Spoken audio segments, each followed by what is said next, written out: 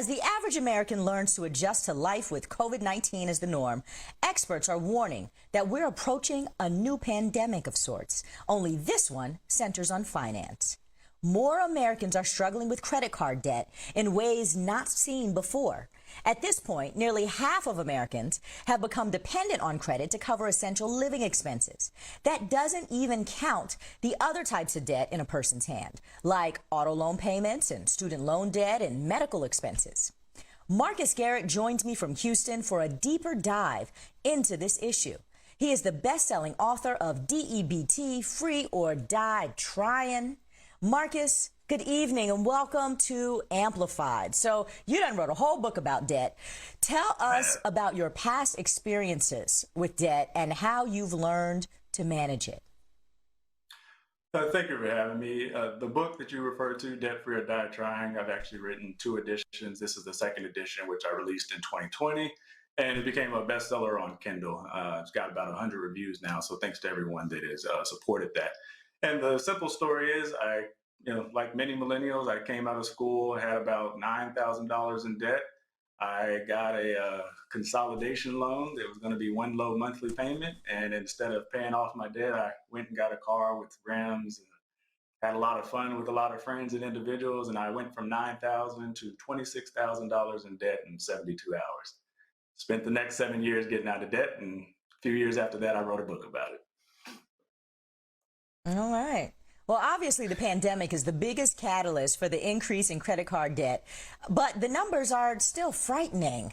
Some 44% of Americans have taken on more credit card debt since the pandemic began, but nearly 1 in 5 are carrying more than $20,000 in debt.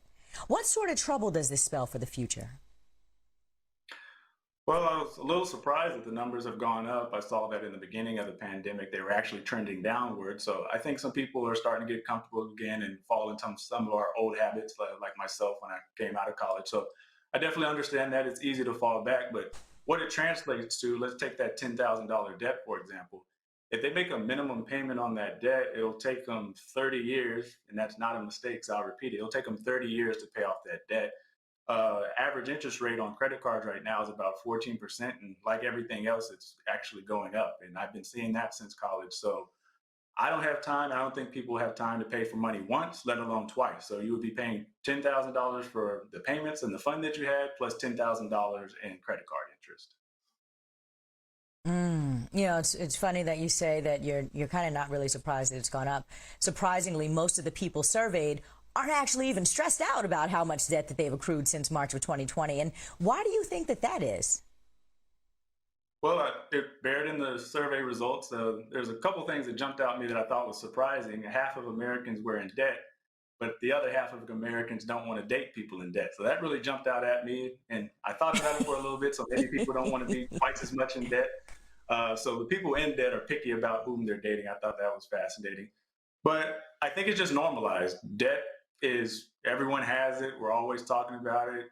Biden's talking about canceling student loan debt, credit card debt interest, or credit card debt's about 7,000 on average.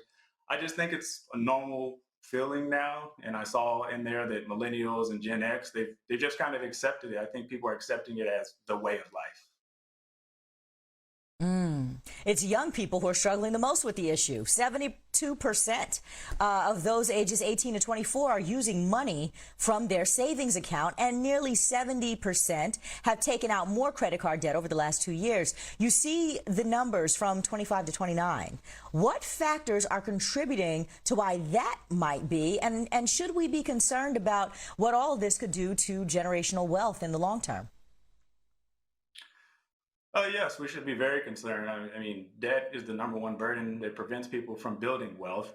And if I had to guess, I mean, the things that we're all talking about, as I just mentioned earlier, college is more expensive than ever. I think the average student leaves with about $30,000 in debt. As I said, I left with $9,000 in debt, and that took me 7 years once I also got in the credit cards to pay that off. Because of that minimum payment math that I talked about, the system is kind of, if you don't know how to play it, the system is gamed against you. And really the only way, so I want to be solution oriented too. So the ways to get that debt down is people have to pay over the minimum payment. But addressing the people who, those people who might not be that concerned. I understand that. I wasn't that concerned in my early 20s either. And I think the results even show as people get older, married, children, families, you start to think more about that. And as you mentioned, you start thinking about generational wealth and your legacy when you have someone looking up to you. So I'm not surprised by that 25 to 29 demographic because millennials are marrying older than ever before. So I think people will start to care as they move up that scale. I want to talk about interest rates and the math that you just shared and how those interest rates actually hinder a person's ability to get out of debt. Do you think that the average person really understands interest rates and when they actually sign up for a card? And I'm just reminded that I was one of those people who got my first credit card when I was in college, and I literally signed up for like a Bank of America credit card because they were giving out University of Maryland Terrapin T-shirts at the table. And I was like, oh, I want a T-shirt. I'll sign up for that. So what's going on there? Do people understand what they're getting into? Yeah, I got a yo-yo for my credit card. I think everybody has something that they got. My friend got a Frisbee. So that being said, I know for a fact they don't, and that was right there in the numbers. I think 1 in 3 people didn't even know their APR, and the same amount of people didn't know their credit score.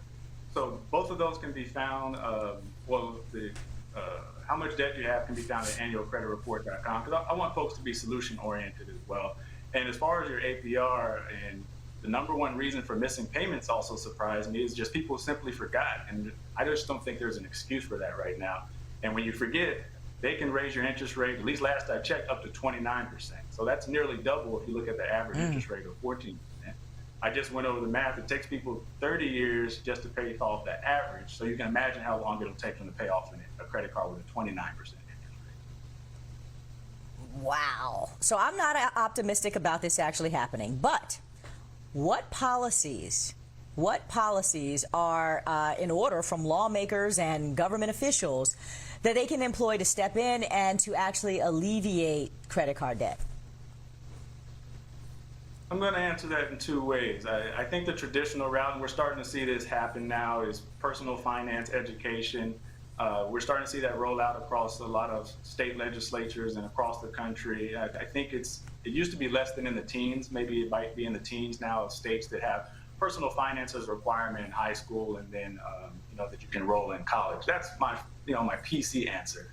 But answer number 2 is, personally, I don't think that these entities should be. 29% is ridiculous. Let me put it that way. And so, like I said, the system, if you're going to use these credit cards, I'd be wondering, we have this tolerance and allowance for the industry to charge 15, 17, 18, 19, 29%.